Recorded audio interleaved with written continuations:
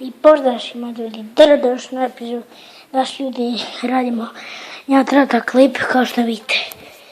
Ovdje je moja soba, što vidite samo vidite ove prozore, ali možda kasnije budem raditi room tour. Kao što možete vidjeti, ovo je PlayStation za igrat. Vidite, evo ga taj joystick, znači kocke. To su normalne kontrole, ali dobro, nije važno. Ok, sad gdje smo stali? Ok.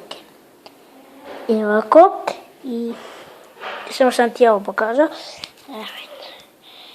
I to je to, samo sam htio pokazati malo kuće. Ljudi, to je za epizod nas da svila. Ako je ljubavno, ostavite lajka, mislim imamo sljedeći epizodi.